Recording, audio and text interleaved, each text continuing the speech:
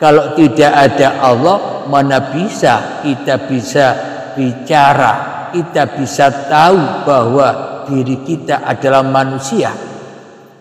Inilah yang dimaksud firman menjadi manusia.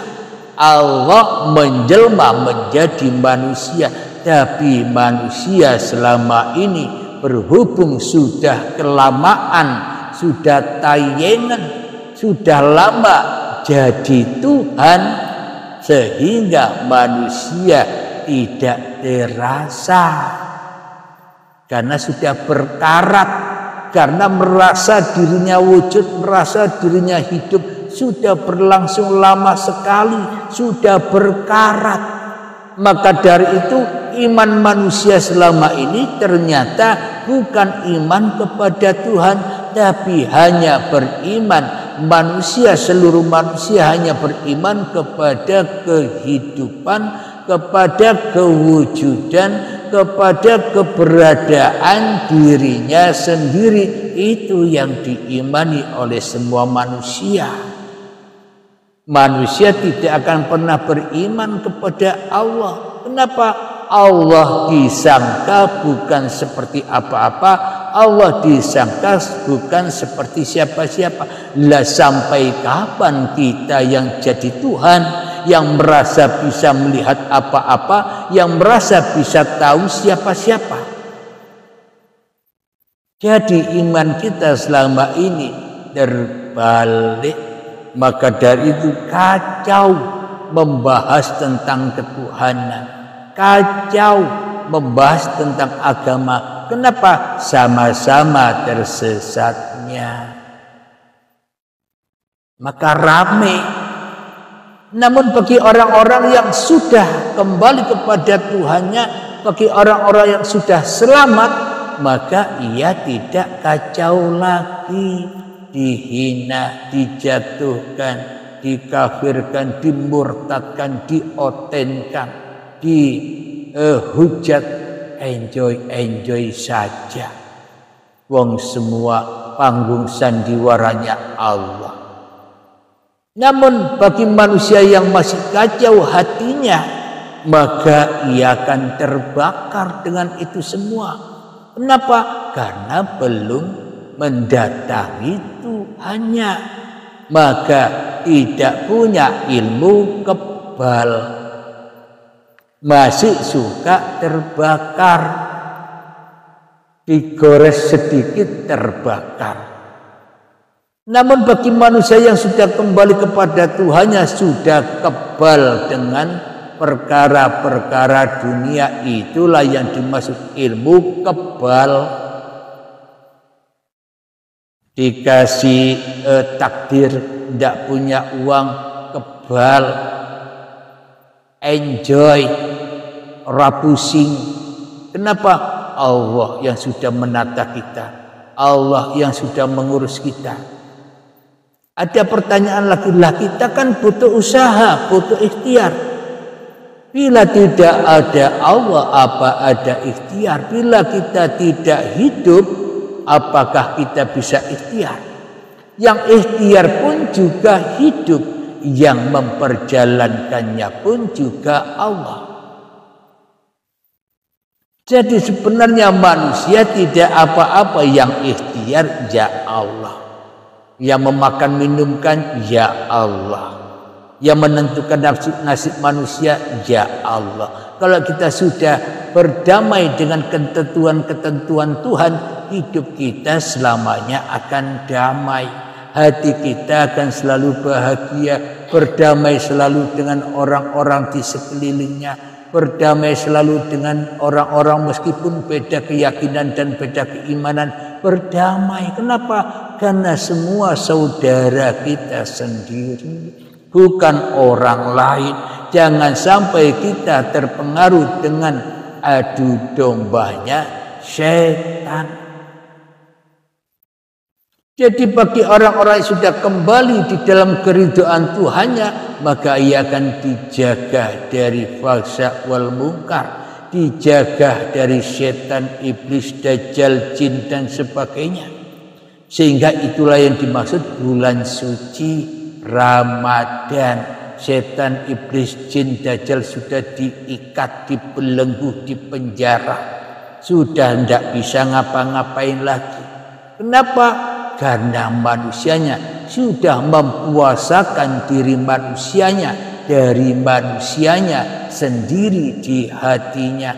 Karena di dalam hatinya sudah menjadi kerajaan Allah. Kerajaan Tuhan, dijamah Tuhan.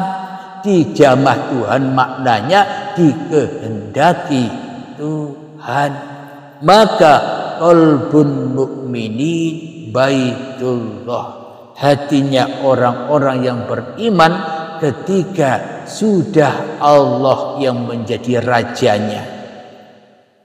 Tapi kebanyakan manusia takut. Takut apa? Takut murtad. Wong sudah murtad kok takut murtad. Wong sudah alergi Tuhan kok masih takut murtad. Kalau hidup ini Allah berarti aku Allah. Kok takut? Waduh, kalau aku mengaku jadi Allah, murtadlah aku. Bila masih ada manusianya, ya jelas murtad kalau manusianya ngaku jadi Allah. Tapi bila manusianya sudah kembali ke dalam ridhonya Allah, maka yang nyata innani anallah la ilaha illa ana fa'budni wa aqimis sholata li dzikri. Jadi innani anallah itu berlaku ketika yang ada hanya Allah. Wa aqimis sholata, dirikan sholat, bukan mengerjakan sholat, tapi mendirikan sholat itu apa maknanya? Dirikanlah, jejekno bahwa urip iki Allah, itulah sholat. Semoga bisa dipahami ya. Alhamdulillahirabbil alamin. Jangan ngelamun sambil tap-tap layarnya biar tidak ngantuk. Alhamdulillahirabbil alamin. Jadi untuk mendapatkan ridhonya Allah, passwordnya, kuncinya, kita harus rela ridho bahwa hidup dan badan ini milik Allah, sehingga teraplikasilah inna sholati wa nusuki wa mahyaya wa mamati linnasi ta'ala, bukan linnas, bukan milik manusia. Kalau masih milik manusia berarti manusia tidak rela, tidak ridho kembali kepada Tuhan.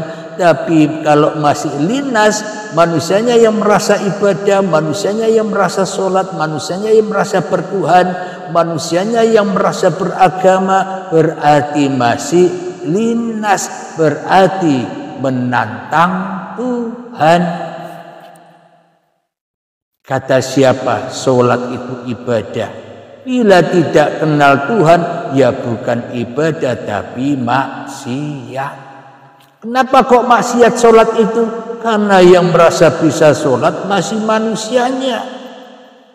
Manusianya masih merasa berbuat, ya belum kembali dengan rela dan ridho kepada Tuhan. Ya namanya bukan amal yang suci bersih, bukan amal yang soleh, tapi amal yang kotor, amal yang najis. Meskipun itu ibadah menurut manusia, tapi maksiat menurut Allah.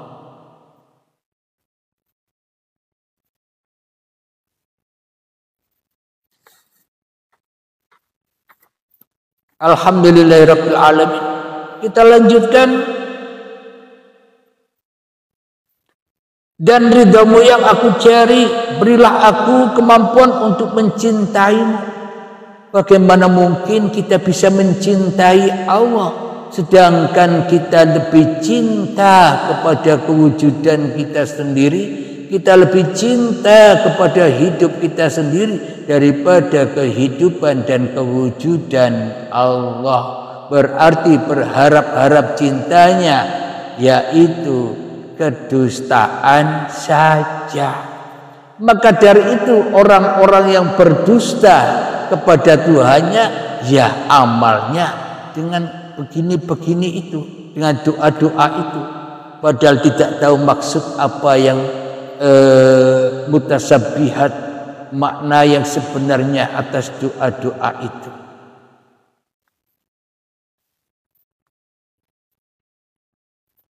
Jadi cara untuk mencintai Allah, ya tinggalkan, ya murtadlah kepada setan. Tinggalkanlah setan, tinggalkanlah dirimu, selamatkanlah dirimu kembali kepada keridhaan Tuhanmu. Maka disitulah yang dimaksud mahabbah, cinta. Sehingga yang keluar dari mulutnya cinta kasih, toleransi, menyejukkan, mengenjoykan manusia, tidak malah membakar manusia. Bila yang keluar dari mulutnya membakar manusia, padahal sebenarnya dirinya lah yang terbakar. Maka yang keluar ya api-api yang bisa membakar hati manusia, yaitulah perdebatan-perdebatan itu.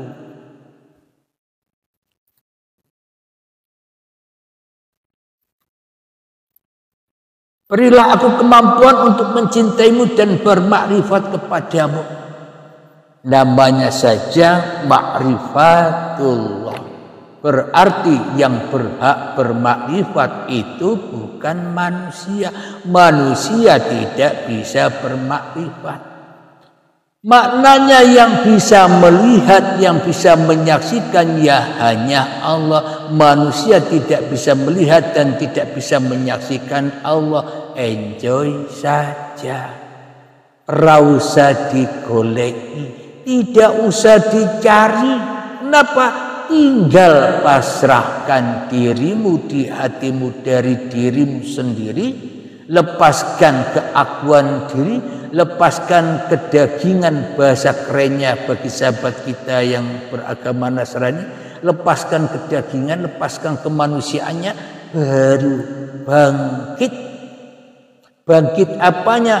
Bangkit Roh Kudusnya, bangkit kesuciannya, bangkit ridhonya Allah, bangkit pertolongan Allah, bangkit mahabbahnya Allah, cintanya Allah, sehingga membuat manusia itu enjoy menjalani buat siratal mustaqim kehidupan ini, tidak jatuh lagi ke lembah neraka. Selama ini kan kita kait mancik, baru mau pijakan di dalam kehidupan ini sudah jatuh ke lembah neraka. Mau bicara sudah jatuh ke lembah neraka. Mau makan sudah jatuh ke lembah neraka.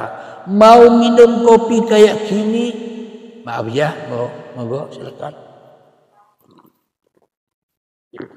sudah jatuh ke neraka.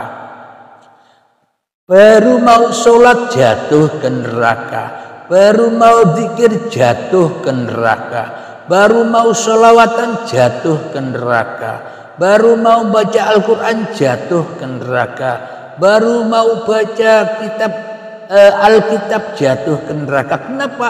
Karena masih kedagingan, karena masih keakuan diri yang berkuasa untuk melakukan itu semua.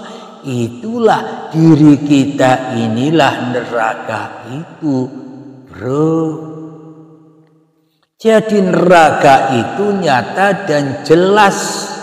Bagi siapa? Bagi Allah. Tapi bagi manusia surga dan neraka itu halu, hayalan yang katanya besok. Kenapa?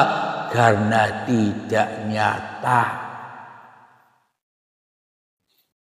Jadi ketika manusia ingkar dari Tuhannya, ya itulah lembah neraka, hidupnya sengsara. Meskipun kaya sekalipun, tapi sengsara, dibelenggu dengan rasa takut yang begitu mengkhawatirkan. Kenapa? Karena hanya yang dicintai di dalam hatinya hanya dirinya sendiri. Kerajaan di dalam hatinya kerajaan setan, bukan kerajaan Allah. Makanya hidupnya menderita, susah terus, miskin terus, tidak ada enjoy-enjoynya. Alhamdulillahirabbil alamin. Semoga apa yang kita kaji bersama ini membawa dampak kemanfaatan, membawa kemajuan, membawa kepahaman yang dulunya kita tidak paham menjadi paham. Amin amin ya rabbal alamin. Dan alhamdulillahirabbil alamin, sebelum kita adakan tanya jawab, kita akhiri dulu. Rabbana atina fid dunya hasanah wa fil akhirati hasanah wa qina adzabannar. Wassallallahu ala sayyidina Muhammad wa ala alihi washabihi wasallam. Walhamdulillahirabbil alamin. Akhir kalam, assalamualaikum warahmatullahi wabarakatuh.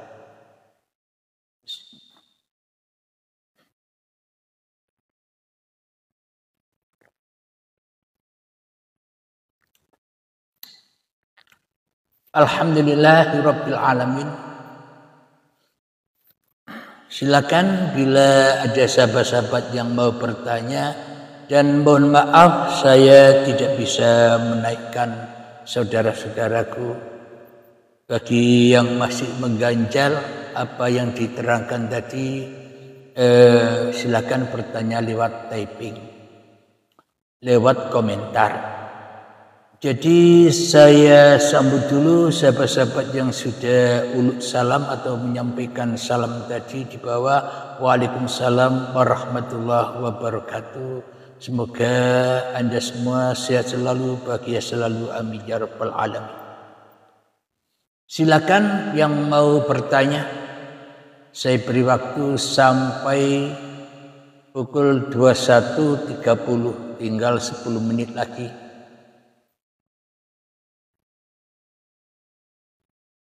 Bila tidak ada pertanyaan, berarti yang hadir ini sudah bisa memahaminya apa yang sudah dipaparkan tadi tentang doa sebelum niat, yakni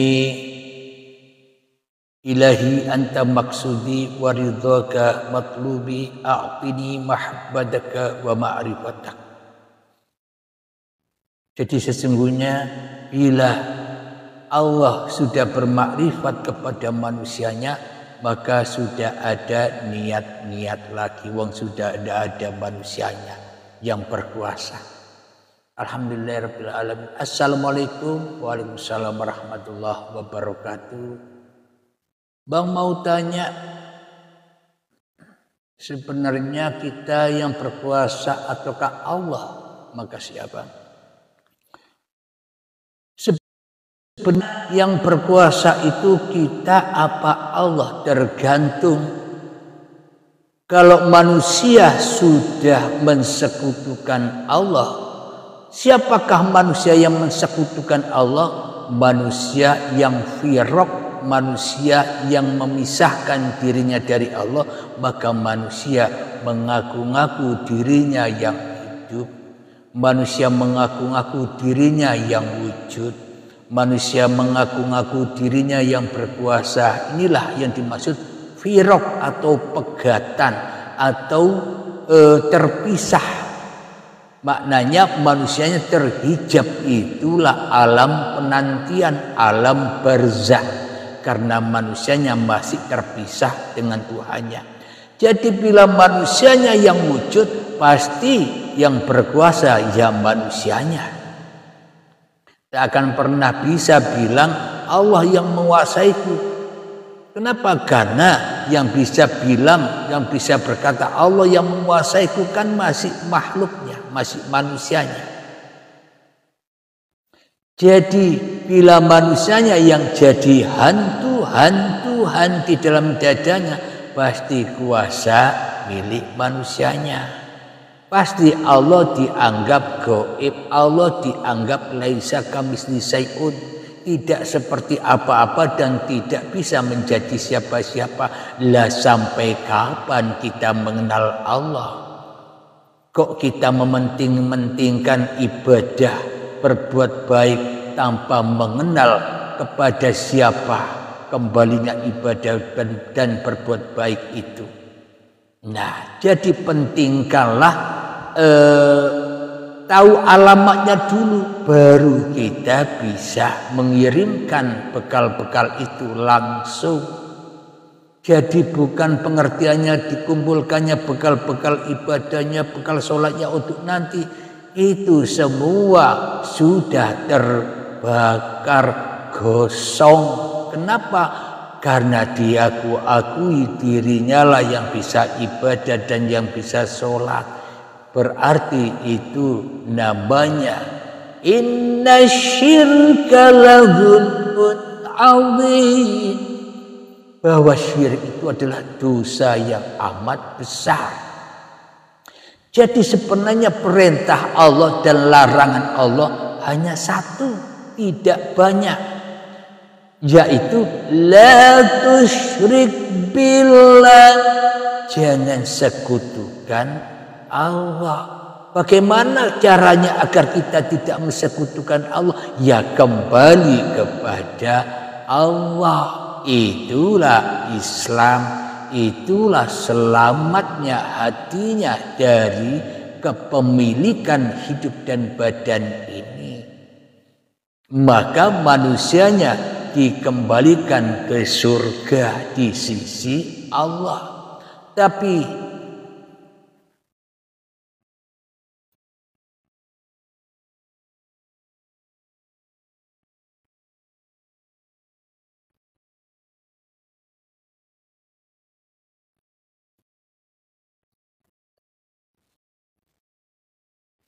akan tetapi bila manusianya masih syirik, apa yang dimaksud syirik itu?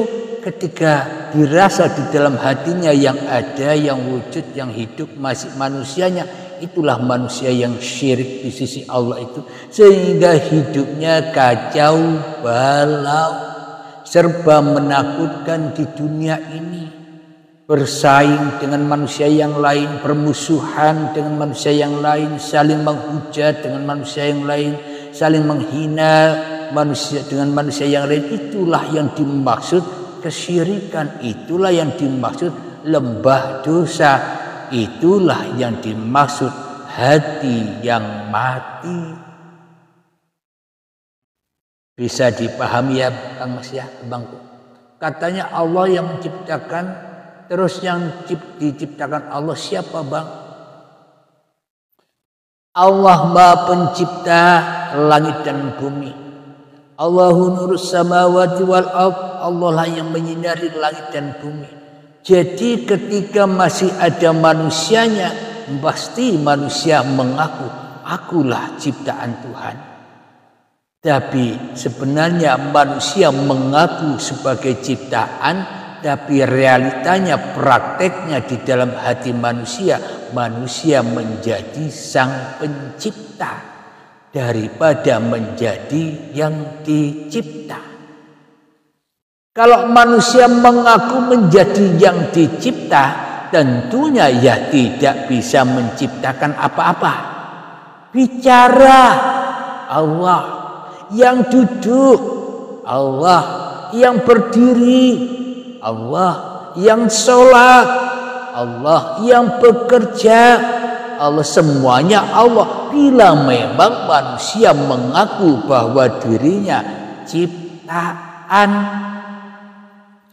tapi realitanya selama ini manusia mengaku ciptaan Allah, tapi prakteknya di dalam hatinya menjadi pencipta. Apa maknanya? Merasa bisa bicara, merasa bisa duduk, merasa bisa minum kopi, merasa bisa merokok, merasa bisa sholat, merasa bisa ibadah, merasa bisa kaya dan sebagainya. Berarti kan manusianya menjadi pencipta. Katanya manusia ini hanyalah ciptaan, kok prakteknya menjadi pencipta. Katanya manusia ini hamba, prakteknya kok jadi Tuhan.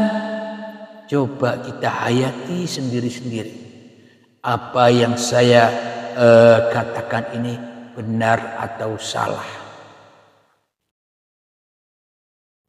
Semoga jawabannya bisa dipahami ya abang ya. Silakan yang lain bila ada pertanyaan.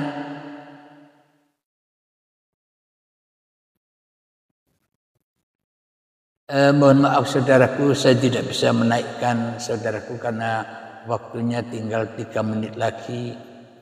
Setelah itu saya akan turun dari live ini.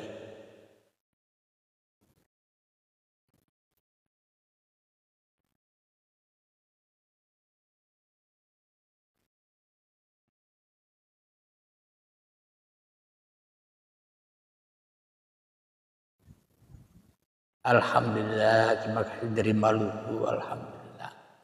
Agamanya apa bangku? Islamkah?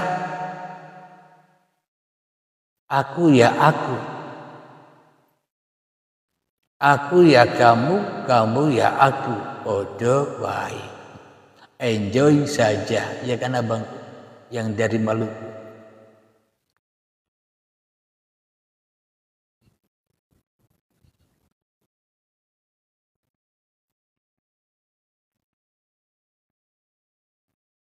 Silakan, waktunya tinggal 2 menit lagi. Alhamdulillah Islam. Jadi keislaman kita jangan kita pakai buat tameng saja. Jangan kita pakai buat simbolik saja.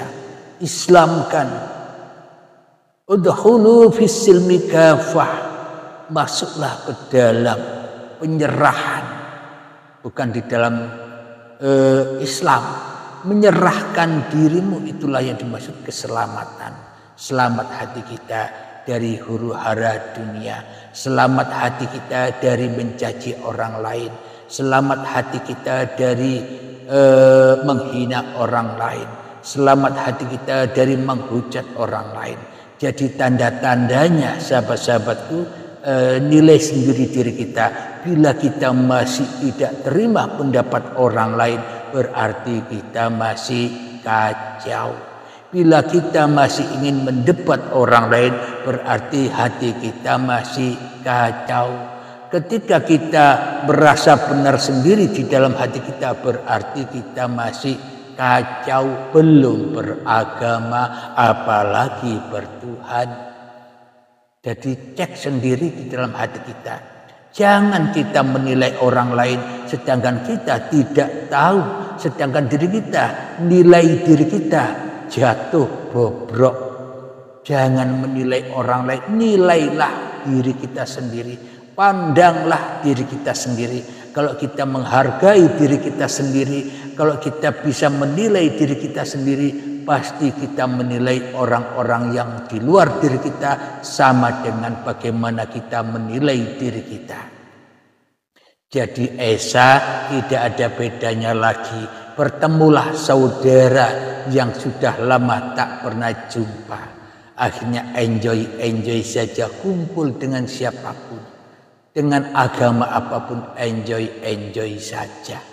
Wong saudara kita semua, pakaiannya saja yang beda-beda, tapi perbedaan pakaian itu sangatlah indah, tidak monoton. Tapi bagi orang-orang yang masih kacau, melihat perbedaan itu seperti hantu. Kenapa? Menakutkan perbedaan. Karena tidak sama dengan keyakinannya, menganggap mereka salah dan tersesat. Kenapa? Karena dirinya sendiri masih kacau. Apa tandanya? Menyalah-nyalahkan orang lain. Apa tandanya? Merendah-rendahkan orang lain. Maka dari itu di dalam seluruh perdebatan-perdebatan yang ada, Nabi Isa, Yesus, Nabi Muhammad itu tidak ikut apa-apa, tapi dijelek-jelekan dengan orang-orang yang pendebat-pendebat itu. Yang Islam jelek-jelekkan Yesus atau Isa, yang Kristen jelek-jelekkan Nabi Muhammad. Padahal mereka itu orang mulia. Mereka jatuh martabatnya karena jatuhnya martabat orang yang menjatuhkan martabat para nabi dan rasul itu sendiri. Maka dari itu kalau kita mengolok-olok orang lain, pada intinya diri kitalah yang sudah terolok-olok sendiri. Kita menjelek-jelekkan iman orang lain, padahal iman kita sendiri yang kualitasnya masih jelek.